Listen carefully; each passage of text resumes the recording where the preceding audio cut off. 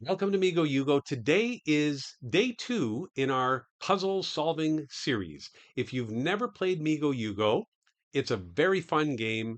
It's a abstract game for two, but just like chess, we've set up some puzzles, and I'm going to show you how to solve a Migoyugo puzzle. First thing you do is you go to puzzles, and in the first video, I did the easy one. So we have an easy, we have three mediums, and a hard. So for the mediums, we have white to move, I go in three. We have white to move, I go in four and five. Let's assume that I go in three is going to be easier than the other two. So let's choose this one. And before we get started, I like the marble background, but you know what I'm going to do? I'm going to change the setting. I'm going to change it to my second favorite background, the galaxy space background. And if you play with this background, you see the little stars flickering in the background. Anyway, so there is our puzzle. Now, what is the objective? The objective is to create an IGO in three. What's an IGO? These pieces with the red dot, they are called Yugos. They are permanent. And if you can get exactly four in a row of your own color, you're going to win the game. These pieces, without the dot, they're called Migos. They're temporary. And they will be removed when a Yugo is created. So for example, here we have three pieces in a row. Two of them are Yugos, one of them is a Migo. If I play here on H4, this fourth piece that I place will be a Yugo. It will be the piece with the red dot, and this Migo will disappear. If I then get a fourth Yugo in a row, I win the game. That's called an IGO. So we have a Migo and a Yugo. You get four Yugos in a row, and you win with an IGO. So the objective here is to get an IGO in three moves. So white is to move first. So white moves, black moves. That's one move. We've each had a turn. Then white, then black. They each have a second move. So that's a second move. And then I play a third move as white. That's when I have to win. So I have to figure out how to win in three moves. And we always assume black is going to play the best move that black can play. I mean, if I was to create a Yugo here and black played over here on A8, well, I'd win immediately. But we assume that black is always going to play the best move. So rather than just click around, oh, there's one more rule you should know. Um, in the game of Migoyugo, the objective is to get a line of four, exactly four. But there's a rule that says you can't create a line longer than four. So if I wanted to play here on B2, that would create a line of one, two, three, four. That's a good thing. But it would also create a line of five. And that's not a good thing. So if I try to play here on B2, the game is going to tell me that's an incorrect move. It's a long line. So you can create intersecting lines, but not longer than four. So in this case, that line's longer than four, not a permitted move. So I don't want to just click around the board and see what happens. Like if I'm pretty sure that H1 isn't the right move, but if I click on H1, the game tells me it's an incorrect move. Try again. So when you're trying puzzles, what I like to do is I like to look at it, figure it out, and try to solve it in my head before I play any moves.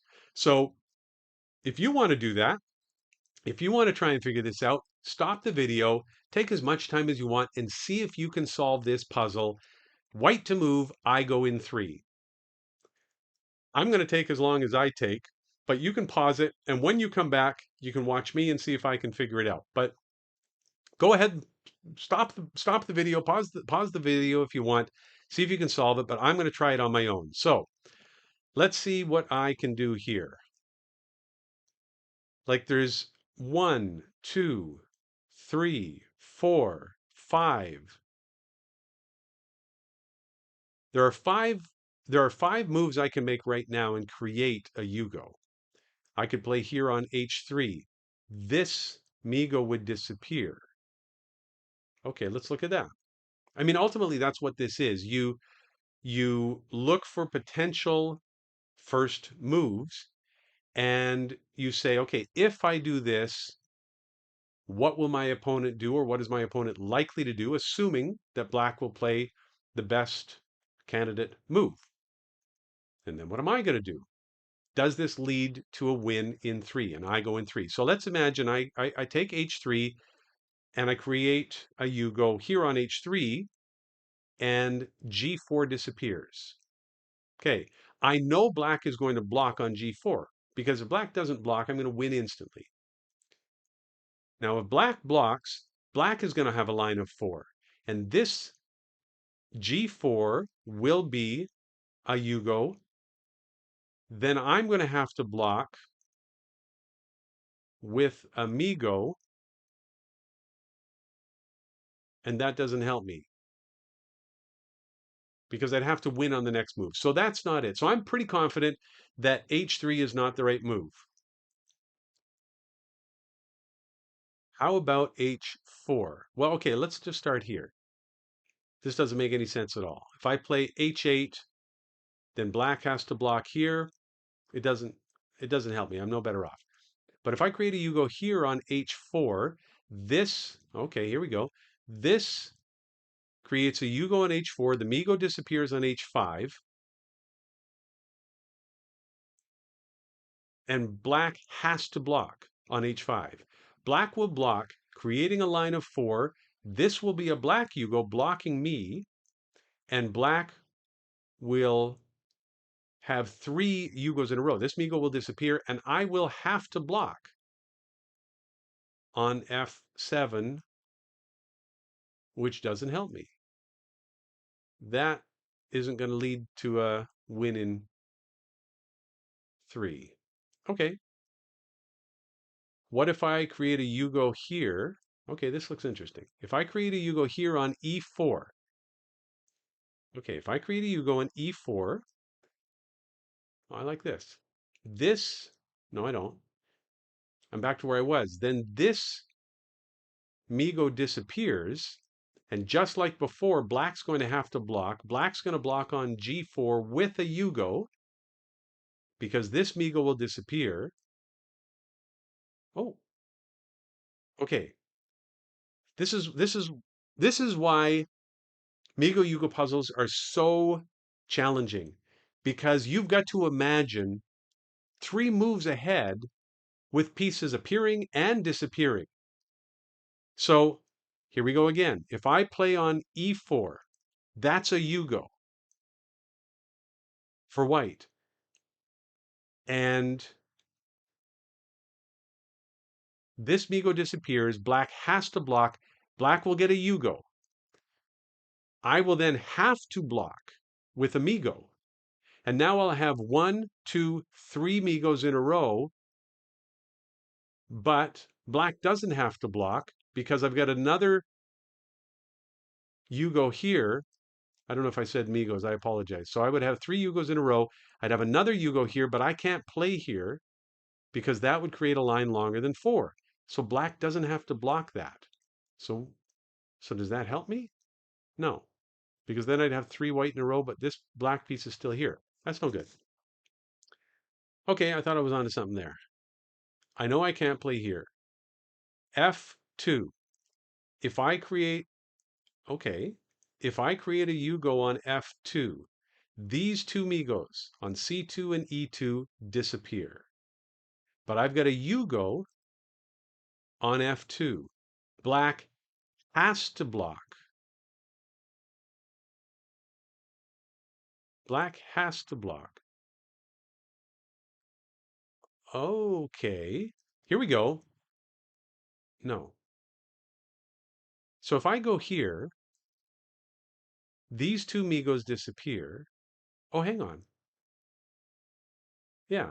If I go here on F2, these 2 Migos disappear. I have a Yugo on F2. Black has to block.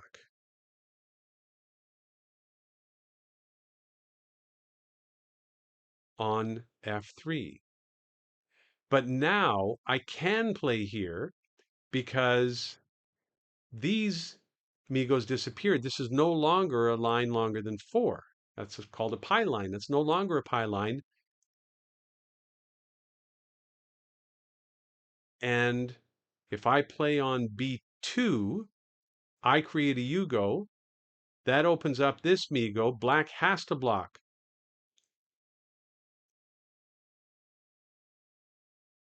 And these two, black would block with a Yugo. These two Migos disappear. No, these two Migos disappear, and I have 1, 2, 3 Yugos in a row, but I can't play there because this is a pi line. This is a line longer than 4. Wow.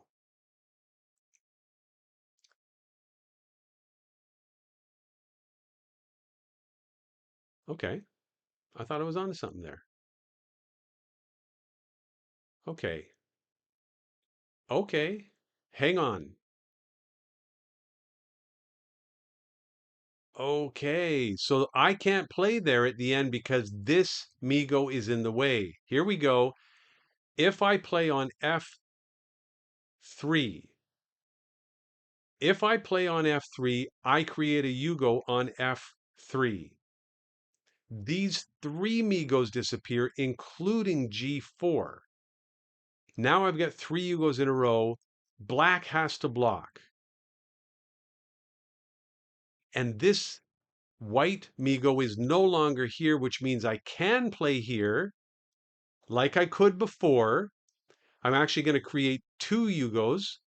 No, I'm going to create a Yugo, pardon me, but I'm going to create 2 intersecting lines. But again, I'm going to have 3 Yugos in a row. This Migo will disappear. Black will have to block. These 2 Migos will disappear. Now I'll have 3 Yugos in a row. Wow. Without Amigo on F4. And I win. I think that's it. Wow.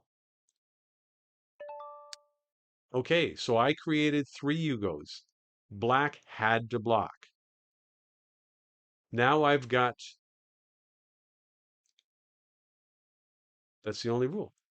That is it. Black had to block here,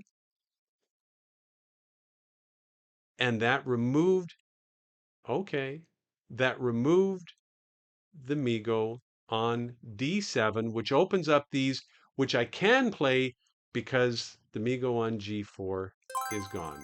Congratulations, you found the correct solution. Well, it took me a while to get there. Anyway, okay, there we go. Well, that's how you solve a Migo-Yugo puzzle. And if you enjoy puzzles, if you enjoy chess puzzles, if you enjoy puzzles of any kind, I think you're really going to enjoy Migo-Yugo puzzles. And give them a try. And I am going to add more puzzles. I'm going to do more in this series. But if you have a puzzle, if you've played a game, and that's where I got most of these puzzles, in a game, I discovered, wow, what a great finish. This led to this and this led to this, and I just turned it into a puzzle. So if you've got a game that you think had a great finish, that had this twist at the end that you think people might have a tough time finding, then please let me know. Let me know here in YouTube or let me know on the Migoyugo Discord. I would love to add a puzzle that you've created and I will credit it to you. Well, there we go. So I will create more videos on puzzles and I would love to see puzzles by you. By the way, if you want to get a Migoyugo set, you can do so. Press get a set and you can purchase your very own real Migoyugo set.